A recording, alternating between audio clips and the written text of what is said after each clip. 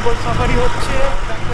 রাস্তা খুবই ডেঞ্জারাস রাস্তা, ওখানে সবাই বসে রয়েছে, ড্রাইভারের সিটে আমাকে বসিয়ে দিয়েছে। এবার আমি তো বোট চালাতে পারি না, বাসে বসেই এই জায়গাটা দেখছি। আপনাদেরও তাই করতে হবে। আবার আসিব ফিরে এই বাংলার তীরে।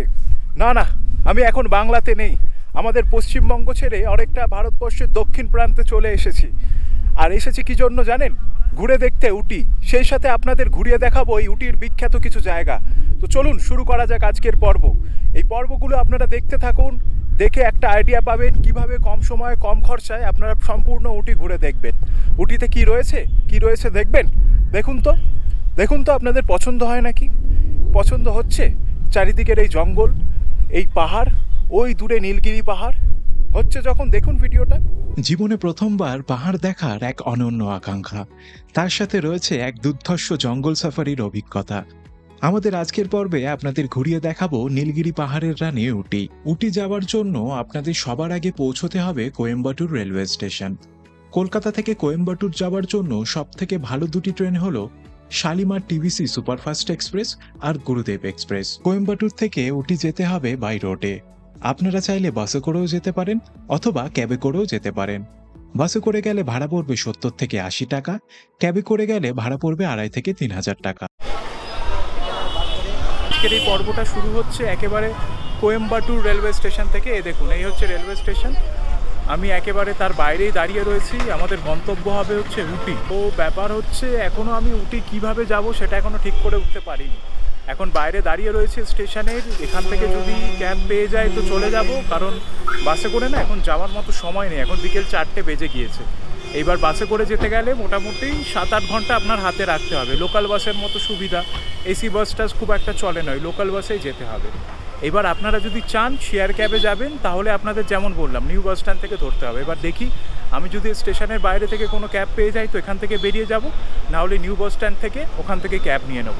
তো চলুন একেবারে ক্যাব নিয়ে তখন আপনাদের সাথে কথা হচ্ছে। এখন স্টেশনের সামনে থেকেই একটা ক্যাব বুক করে নিলাম। ক্যাবটা আমি বুক করেছি অনলাইনে, রেড ট্যাক্সি অ্যাপ থেকে। ভাড়া পড়ছে মোটামুটি 2800 টাকার মতো, 2800 টাকা। এইবার ব্যাপার হচ্ছে প্রথমে উবেরে বুক করেছিলাম, উবেরে দেখাচ্ছিল কম। এবার উবেরের যিনি এসে উনি বললেন যে যাবেন না, এক্সট্রা অনেক টাকায় চাইছিলেন, 1000 টাকা মতো। আমি ক্যান্সেল করে দিই।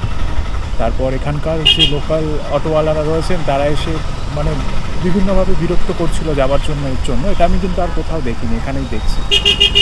তো অবশেষে রেড ট্যাক্সি থেকেই নিয়ে নিলাম, কারণ মোটামুটি ঠিকঠাক লাগলো, খুব একটা কম না খুব একটা বেশিও না, ভাড়াটা রিজনেবল বলতে পারেন। এবার উটি যাচ্ছি, সময় 3 থেকে 4 ঘন্টা লাগবে দেখাচ্ছে। ঘড়িতে এখন সময় 5:30, আশা করছি 9:30 বা 10:15টার মধ্যে পৌঁছে যাব। বিকেলবেলায় আমরা যখন উটির দিকে রওনা দিলাম তখন সূর্য একেবারে পশ্চিম দিকে হেলে পড়েছে, আর আমিও আস্তে আস্তে হারিয়ে গিয়েছিলাম ঘুমের দেশে। যখন চোখ খুললাম তখন দেখলাম পৌঁছে গিয়েছি পাহাড়ে, কিন্তু আমার ফোন এবং ক্যামেরায় চার্জ না থাকায় সেইভাবে আর ভিডিওই করা হয়নি। নমস্কার, সকলকে জানাই সুপ্রভাত। এখন আমি পৌঁছে গিয়েছি নীলগিরি পাহাড়ের রানী উটিতে। তো আপনারা দেখলেন কালকে আমি ক্যাবে উঠলাম, ক্যাবে উঠে তো রওনা দিলাম উটির উদ্দেশ্যে। এবার ব্যাপার কি হয়েছে, ক্যাবে ওঠার পর আনফর্চুনেটলি আমার ফোন, ক্যামেরা, পাওয়ার ব্যাঙ্ক তিনটেরই চার্জ একেবারে শেষ হয়ে গিয়েছে। এই দেখুন পাহাড়টা দেখুন, ওই দূরে রয়েছে পাহাড়, আর এইখানে আমি দাঁড়িয়ে রয়েছি এখন। এবার উটিতে যখন এসে পৌঁছালাম তখন সময় হচ্ছে রাত মোটামুটি 10টা। এসে তো পৌঁছালাম, এবার একটা রুমের দরকার। আগে থেকে আমি রুম টুম সেরকম বুক করিনি, ভাবলাম এসে পেয়ে যাব, কারণ অফ সিজন তো এটা নয়। এইবার এসে যখন দেখলাম, এখানে দেখলাম রুম খুব একটা বেশি খালি নেই, মোটামুটি ভর্তি। তো যেই একটা রুম পেলাম এমার্জেন্সি, ওইটাই নিয়ে নিলাম। উটিতে এসে আমরা ঠিক কোন হোটেলে উঠেছি, হোটেলটা তো আপনাদের নিশ্চয়ই দেখাবো। তার আগে একটু লোকেশনটা বুঝিয়ে বলি। এখন দেখুন আমি দাঁড়িয়ে রয়েছি একেবারে মোড়ের মাথায়। ওই যে মূর্তি আপনারা দেখতে পাচ্ছেন, মূর্তির ঠিক পিছনে এই দিকে হচ্ছে উটি টয় ট্রেন স্টেশন, ঠিক আছে? আর এই দিকটা হচ্ছে উটি বাস স্ট্যান্ড। এখান থেকে আপনারা হায়দ্রাবাদ, ব্যাঙ্গালোর, মাইসুরু, কোয়েম্বাটুর যাওয়ার বাস পেয়ে যাবেন। ওই দেখুন দূরে রেলওয়ে স্টেশন, আর আমাদের হোটেলটা রয়েছে ঠিক এই গলিতে। এইখান থেকে আপনাদের মোটামুটি কয়েক সেকেন্ড হাঁটতে হবে। এবার রেলওয়ে স্টেশন বা বাস স্ট্যান্ড থেকে যদি আসেন মিনিট 1-1.5 হাঁটতে হতে পারে। এই দেখুন এইটা হচ্ছে আমাদের হোটেল, সবুজ রঙের। হোটেলের নাম হচ্ছে হোটেল রয়্যাল পার্ক। এইবার আমরা যেই রুমটাতে রয়েছি সেই রুমটা আপনাদের দেখায়, চলুন। এই দেখুন রুমে প্রবেশ করলাম, 204 নম্বর রুম। আমরা কালকে রাত্রেই চলে এসেছি, বুঝলেন। এই দেখুন, এটা হচ্ছে বাথরুম রুমের, বেশ পরিষ্কার ওয়েস্টার্ন বাথরুম রয়েছে, আর প্রতিদিন লোক এসে পরিষ্কার করে দিচ্ছে, সেক্ষেত্রে অসুবিধা হবে না। এই দেখুন, রুমটা কিন্তু বিশাল বড় রুম, টোটাল 6 জনের রুম, আমরা রয়েছি মাত্র 2 জন। এইখানে একটা বেড রয়েছে যেখানে 4 জন খুব ভালো করে ঘুমাতে পারবে, আর ওইখানে একটা সিঙ্গেল বেড রয়েছে। আর এইখানে একটা বিশাল বড় জায়গা রয়েছে যেখানে আপনারা খাওয়া দাওয়া করতে পারেন বা প্রয়োজনীয় জিনিস রাখতে পারেন। টিভি দিয়েছে, টিভি চলছে, আর এইখানে একটি মিটার রয়েছে বিশাল বড়, আর ওই দিকে রয়েছে কেটেল যেটা দিয়ে আপনারা জল খেতে পারবেন, ডাস্টবিন রয়েছে। এইবার আপনাদের এই রুম থেকে বাইরের ভিউটা দেখায়। এই দেখুন, এখানে জানালা, আর এই হচ্ছে বাইরের ভিউ। এইবার এইখানকার যে রুমগুলো রয়েছে সেখানে গরম জলের কি ফেসিলিটি রয়েছে। পাহাড়ি জায়গা, গরম জল ভীষণ প্রয়োজন। তো গরম জল আমরা যেই রুমে রয়েছি সেই হোটেল রয়্যাল পার্কে সকাল 7:30 থেকে ওই 9:30 থেকে 10টা পর্যন্ত দিচ্ছে, রোজই দিচ্ছে। 2-2.5 ঘন্টা গরম জল আপনারা পাবেন। বাকি সময় যদি প্রয়োজন হয় তাহলে সেটা চার্জেবল, 1 বালতি হয়তো দিয়ে যাবে, ওই 100 টাকা 150 টাকা মতো নেবে। এটা হচ্ছে ব্যাপার এইখানে। পাহাড়ি জায়গায় যা নিয়ম থাকে ওই আর কি। উটি ঘোরার জন্য আমরা হোটেল থেকেই বাস বুক করে নিয়েছিলাম। আমাদের ভাড়া নিয়েছিল জনপ্রতি 350 টাকা। তো আজকের থেকে আমরা শুরু করছি আমাদের উটি ট্যুর। আমি দাঁড়িয়ে রয়েছি একেবারে উটির যে চক রয়েছে, এই চকের মোড়ের মাথায়। হোটেল থেকে আমাদের বলা হলো এখানে দাঁড়াতে, আমাদের বাস আসবে ঠিক 9:30। এখন ঘড়িতে সময় হচ্ছে 9:15। তো আজকের দিনে কি ঘুরবো একেবারে শর্টে আপনাদের বলে দিই। আজকে হচ্ছে ফিল্মি চাক্কারটা আমরা ঘুরবো, যেখানে বিখ্যাত কিছু সিনেমা শুটিং হয়েছে সেই সব জায়গা দেখব। তার সাথে আরও একটা ট্যুর রয়েছে, সেই সমস্ত ডিটেলস আস্তে আস্তে আপনারা নিশ্চয়ই পাবেন। বাস চলে এসছে, এখন ঘড়িতে বাজে 9:35। বাসের একেবারে সামনের সিটে বসে পড়েছি।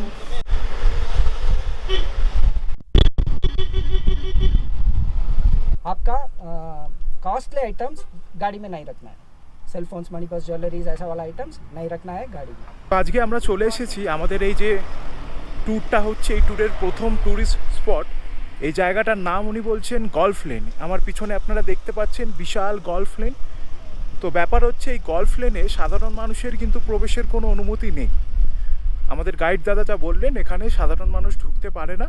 ঢুকতে গেলে আপনাদের স্পেশাল পারমিশন করাতে হবে এখানকার যে অথরিটি রয়েছে তাদের কাছে। এই গলফ লেনে কিন্তু গলফ খেলা হয়। গলফ লেনটা আমি আপনাদের দেখাচ্ছি, একবার দেখে নিন ভিউটা। এই দেখুন, এটাই হচ্ছে গলফ লেন। ওই মাথা দিয়ে শুরু হচ্ছে এই লেন, আর চারিদিকটা একবার দেখুন, পুরোপুরি পাইন গাছে মুড়ে রয়েছে এই চারিদিকের পরিবেশ। প্রচুর এরম ঘোড়া রয়েছে, ওইখানে কিছু লোক চড়ছেন। এটা হচ্ছে স্ট্যান্ড, আপনারা চাইলে ঘোড়ায় চড়তে পারেন অথবা ঘোড়ায় চড়ে ফটোও তুলতে পারেন। দেখুন, বাসে করে ঘোরার একটা সুবিধেও রয়েছে, অসুবিধেও রয়েছে। সুবিধাটা কি? আপনারা কম পয়সায় এতগুলো জায়গা একেবারে ঘুরে দেখে নিতে পাচ্ছেন মাত্র 350 টাকায়। এইবার অসুবিধেও বলতে পারেন বা এটা একটা লিমিটেশনও বলতে পারেন, সেটা হচ্ছে যে আপনাকে প্রত্যেকটা স্পটে ওরা টাইম বেঁধে দেবে। কোথাও 10 মিনিট, কোথাও 15 মিনিট, কোথাও 20 মিনিট। আপনাকে সঠিক সময়ের মধ্যে ঘুরে একেবারে ফিরে যেতে হবে। कामराजर सागर डैम है, ओके। तब 1963 में कामराजर चीफ मिनिस्टर था, उस टाइम ये डैम कंस्ट्रक्ट किया है। रोजा मूवी देखना हिंदी में, रोजा मूवी का लास्ट क्लाइमैक्स सीन ये ब्रिज में सर ಇದು ಉள்ள போறதுக்கு ಪರ್ಮಿಷನ್ ಇಲ್ಲ ಔಟರ್ ವ್ಯೂ ಮಾತ್ರ।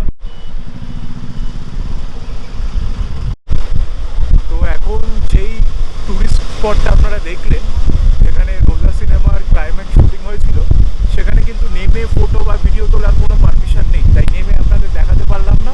ওই এক ঝলক বাস থেকে যা দেখলাম ওই। भाई साहब देखो, इस जगह का नाम है ना ट्री पार्क है, सेकेंड पाइन फॉरेस्ट, ओके। इस जगह में राज मूवी देखना हिंदी में, पुराना मूवी, हाँ, उसका शूटिंग सब इधर ही किया है अंदर। তো চলে এসেছি আমরা আমাদের এই আজকের ট্যুরের তৃতীয় স্পটে, যে স্পটটার নাম হচ্ছে সেকেন্ড পাইন ফরেস্ট। তো এই স্পটেই আমাদের গাইড দাদা বললেন রাজ সিনেমার শুটিং হয়েছিল। তো রাজ সিনেমা আমি দেখেছি, এইখানে কিছু সিন রয়েছে, আপনারা দেখুন ভালো করে পাইন ফরেস্টটা, তখন আপনারা বুঝতে পারবেন। এই হচ্ছে ফরেস্ট, ঠিক আছে। রাস্তাটা একবার খেয়াল করুন, রাস্তাটা কিন্তু ঢালু, ওপর থেকে একেবারে ঢাল বরাবর নেমে গিয়েছে এই দিকে, ঠিক আছে। এইগুলো হচ্ছে পাইন গাছ, তাই নামার সময় একটু সাবধানে নামবেন। এখন একেবারে ঢুকে পড়েছি পাইন ফরেস্টের মধ্যে, বিশাল বড় জঙ্গল। এই দেখুন, এই হচ্ছে পাইন ফরেস্ট, যেখানে শুটিং হয়েছিল রাজ সিনেমার। আপনারা যারা যারা সিনেমাটা দেখেছেন কমেন্ট করে জানান তো এই সেই জায়গা নাকি, আর সিনটাও উল্লেখ করবেন কোন সিনে এই ফরেস্ট আপনারা দেখতে পেয়েছিলেন। এই পাইন ফরেস্টের চারিদিকে কিন্তু প্রচুর হনুমান দেখতে পাচ্ছি আমি, তাই জিনিসপত্র সাবধান, চশমা, ফোন, ক্যামেরা খুবই সাবধান।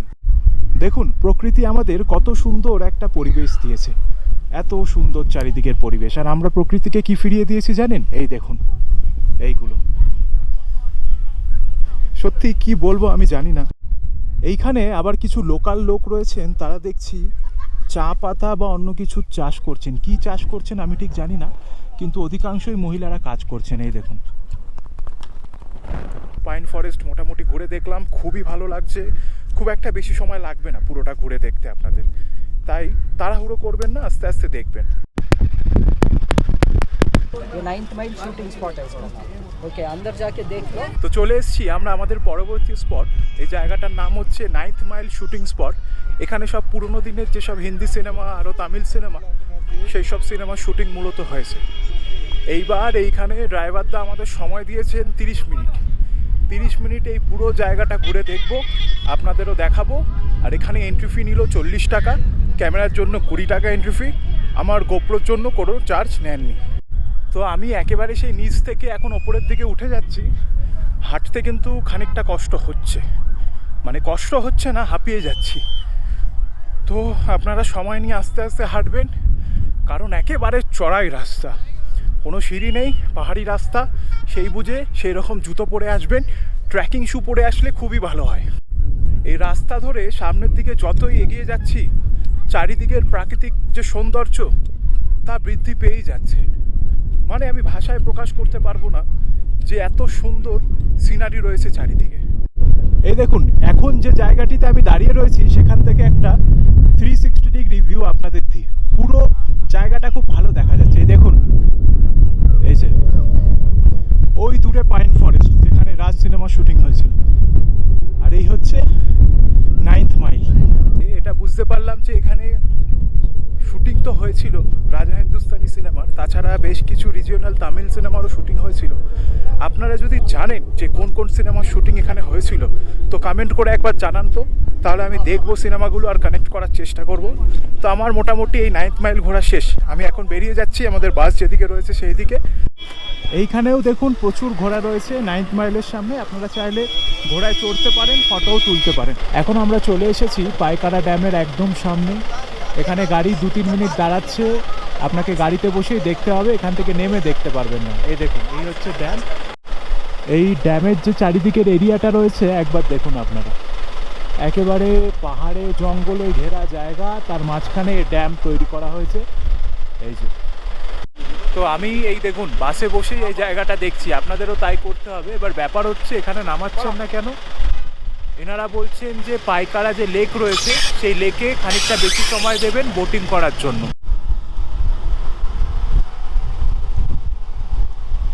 போட்டிங் வந்துட்டு நம்ம வண்டியில் இருக்கவங்க எல்லாருமே ஷேர் பண்ணி எடுத்துக்கிட்டிங்கன்னா ரேட் கம்மியாக வரும். நீங்கள் செப்பரேட்டாக எடுத்தீங்கன்னா ரேட் ஜாஸ்தியாக இருக்கும். আমরা চলে এসেছি আমাদের পরবর্তী যে ট্যুরিস্ট স্পট রয়েছে পাইকারা বোট হাউসে। তো এখানে ভাবছি বোটিং করব, দেখি কীরকম কি ভিড় থাকে। আমাদের বাস থেকে সময় দেওয়া হয়েছে 45 মিনিট, 45 মিনিটের মধ্যে বোটিং করে ঘুরে ঘাড়ে আবার ফিরে যেতে হবে। টিকিট কাউন্টার থেকে ঘুরে আসলাম, এসে যা বিষয় বুঝলাম এখানে কিন্তু শেয়ারিং বোট নেই সেইভাবে। আপনাকে 8 সিটার, 10 সিটার অথবা স্পিড বোট বুক করতে হবে। স্পিড বোটের প্রাইস দেখলাম 1150, 8 সিটার 1150, 10 সিটারের যেটা রয়েছে 1350 টাকা ভাড়া। এইবার আপনারা যদি এখানে এসে দেখেন যে যদি কোনো গ্রুপ রয়েছে যারা একসাথে যেতে চাইছেন, 10 সিটার একটা বুক করে নিতে পারেন বা 8 সিটার বুক করে নিতে পারেন। সেই ক্ষেত্রে আপনার খরচটা অনেকই কম হবে। আমরা এখানে এসে দেখলাম একটা 8 জনের গ্রুপ রয়েছে, তো আমরা 2 জন যুক্ত হয়ে গেলাম। 10 জনের একটা বোট এখন ভাড়া করা হয়েছে, আমাদের ভাগে পড়ছে 135 করে। 2 জন দেব 270 টাকায় মোটামুটি হয়ে যাবে। বোট রেডি রয়েছে এখন সেদিকেই যাচ্ছি। 8 সিটার 10 সিটারের বোটগুলো একটু স্লো চলবে, স্পিড বোট স্পিডে চলবে, এটাই হচ্ছে ডিফারেন্স। এই দেখুন এই হচ্ছে এরিয়া, এখান থেকেই বোট ধরতে হবে, এখান থেকেই আমরা যাচ্ছি। বোটে উঠে মোটামুটি বসে পড়েছি। এবার ব্যাপার হচ্ছে যে বোটে 10 জন হয়েছে, ছেড়ে দিয়েছে। এবার সিট আমি পেয়েছি কোথায় দেখুন ওখানে সবাই বসে রয়েছে, ড্রাইভারের সিটে আমাকে বসিয়ে দিয়েছে। এবার আমি তো বোট চালাতে পারি না, তো বসে চারিদিকের ভিউটা দেখছি কিরকম কি ব্যাপার। এই দেখুন আমার সাথে বোটেন রয়েছে, এই আঙ্কেল রয়েছে, উনি দায়িত্ব নিয়ে আমাদের 10 জনকে জোগাড় করেছেন। এইদিকে একটা গ্রুপ এসছে তেলেঙ্গানা থেকে, আর এই আঙ্কেলরা এসছেন দিল্লি থেকে। এই হচ্ছে বোটের একটা ওভারভিউ। আর আমার মাকে তো আপনারা চেনেন। এই দেখুন, ভালো করে দেখুন, এইটা হচ্ছে আমার সিট। আমি বসে রয়েছি, আর পেছনে আরো বাকি যাত্রীরা রয়েছেন, ওই পেছনে রয়েছেন ড্রাইভার সাহেব। এটা আমার সিট। আপনারা যদি উটি এই সাইড সিনে আসেন, আমি বলবো পাইকারা লেকের এই বোটিং কিন্তু মিস করবেন না। এখন বোটের একেবারে সামনে একটু দাঁড়িয়ে পড়েছি। এই হচ্ছে বোট, দেখুন অভিজ্ঞতা কিন্তু দারুণ হচ্ছে। আর এই বোটটা আমাদের ঘোরাবে 20 মিনিট মতো। আপনারা যদি স্পিড বোট নেন 10 মিনিট, আর 10 সিটার 8 সিটার বোট হচ্ছে 20 মিনিট।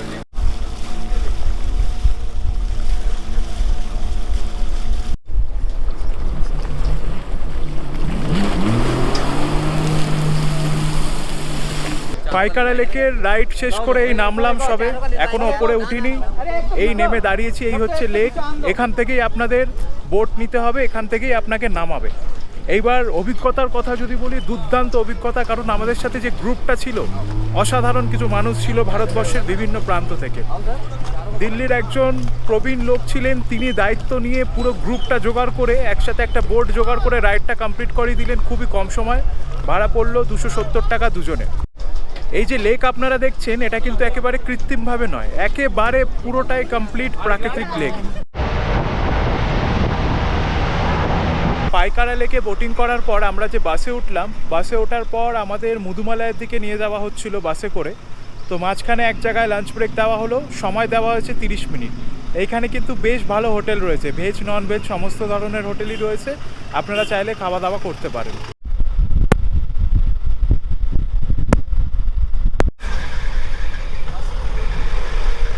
মেদুমালাই জঙ্গলে প্রবেশ করার সঙ্গে সঙ্গেই দেখতে পারলাম সারিবদ্ধভাবে প্রচুর হরিণ রয়েছে।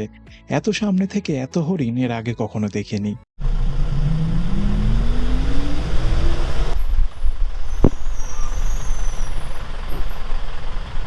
এখন আমরা রয়েছি মেদুমালাইতে, যেটি তামিলনাড়ু রাজ্যে অবস্থিত। উটি থেকে খুবই কাছে একটি টাইগার রিজার্ভ এরিয়া, সেখানে গিয়ে আমরা জঙ্গল সাফারি করব।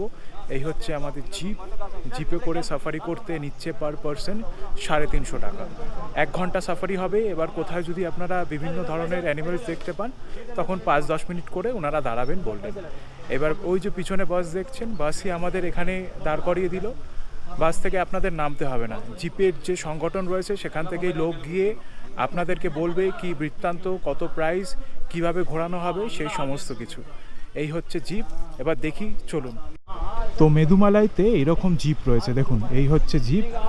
জিপে 6 জন বসতে পারবে। সামনে ওইখানে ড্রাইভার বসবেন, এখানে 2 জন, এটা আমার সিট, আর এইখানে 4 জন, মোটামুটি 6 জন। এই এখানে 2 জন, সামনে 2 জন। सर इधर बैठा सर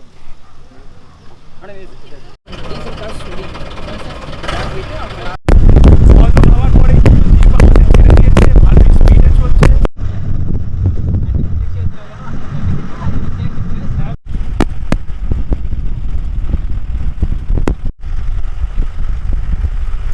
এতক্ষণ আমরা ছিলাম রাস্তার উপরে, মানে পিচের কংক্রিটের রাস্তা। এবার আমরা একেবারে জঙ্গলে প্রবেশ করলাম, রাস্তার চূড়ান্ত অফ রোডের রাস্তা।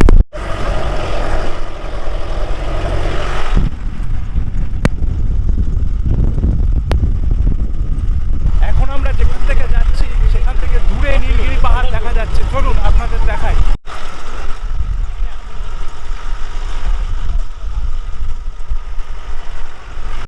সাফারির রাস্তায় অবস্থা খারাপ হয়ে গিয়েছিল, মানে সোজা হয়তো বসতেই পারিনি। একবার ডান দিক করছি, একবার বাঁ দিক করছি, গাড়ি তো প্রায় শুয়েই পড়েছিল 2-1 বার।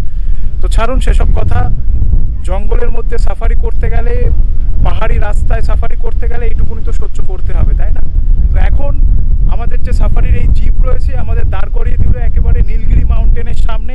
এখান থেকে বলছে নাকি সব থেকে ভালো উটিতে নীলগিরি পাহাড়টা দেখা যায়।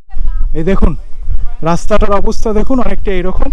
আপনাদের এরকম ভাবে উঠতে হবে, আর এই যেরকম ট্রেকিং শু পরে আসবেন অসুবিধা হবে না। এই দেখুন নীলগিরি পাহাড়কে একেবারে এত সামনে থেকে দেখে কিছুক্ষণের জন্য মন্ত্রমুগ্ধ হয়ে গিয়েছিলাম। পাহাড় তো পাহাড়, তার উপর মেঘ। মেঘ দেখে মনে হচ্ছে যেন একেবারে ছুঁয়েই ফেলবো। নীলগিরি পাহাড়ের এই দৃশ্য মনের মণিকোঠায় রয়ে যাবে সারা জীবনের জন্য।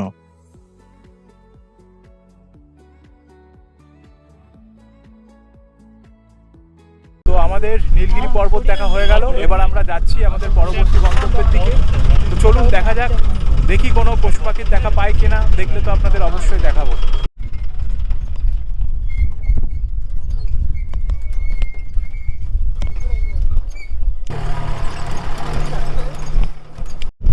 তো সাফারির এই পর্যায়ে এসে আমরা একটি হাতির দেখা পেয়েছি, এবার আপনাদের দেখাবো। চলুন, সামনেই দেখতে পাচ্ছি হাতিটা, বিশাল বড় একটা হাতি। ওই দেখুন, বিশাল বড় একটি হাতি হয়েছে।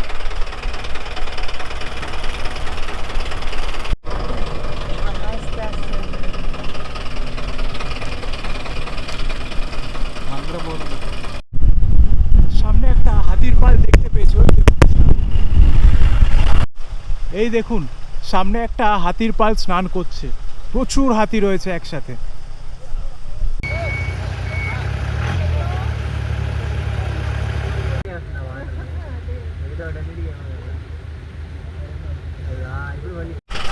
দেখুন, এইগুলো হচ্ছে পাহাড়ের মধ্যে অবস্থিত কফি গাছ। এই যে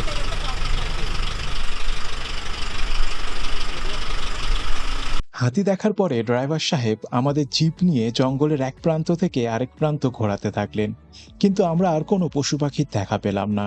তাতে কি হয়েছে, এই মেদুমালায়ের প্রাকৃতিক সৌন্দর্য কিন্তু কোনো অংশে কম নয়। আমাদের এই সাফারি আজকে মোটামুটি শেষের দিকে, আমরা একেবারে শেষ মাথা থেকে এখন ফিরে যাচ্ছি একেবারে যেখানে জিপ স্ট্যান্ড রয়েছে সেখানে। আমি বলবো 350 টাকা একেবারে ওয়ার্থ। মেদুমালাই সাফারি করে এখন আবার বাসে উঠে পড়েছি। জিপ একেবারে বাসের সামনেই নামিয়ে দিল। তো আজকের মতো আর সেরকম কোনো জায়গা দেখার নেই, আজকে ট্যুর মোটামুটি কমপ্লিট। এবার আমরা ফিরে যাব সরাসরি উটিতে। উটি রেলওয়ে স্টেশনের সামনে যেখান থেকে উঠেছিলাম ওখানেই ওনারা নামিয়ে দেবেন। এখন সময় 6টা বাজে, 6:30 প্রায় বাজতে যায়। তো পৌঁছতে পৌঁছতে বলছেন যে 8টা, 7:30, 8টা বেজে যাবে। তো দেখা যাক কখন পৌঁছোই। তো আজকের ভিডিও আমি এখানেই শেষ করছি। এই ভিডিওটি আপনাদের কেমন লাগলো অবশ্যই জানাবেন। ভালো লাগলে লাইক করুন, কমেন্ট করুন, এবং আপনারা কোন কোন জায়গা দেখেছেন সেটাও জানাতে ভুলবেন না। তো চলুন, দেখা হচ্ছে আমাদের পরবর্তী পর্বে।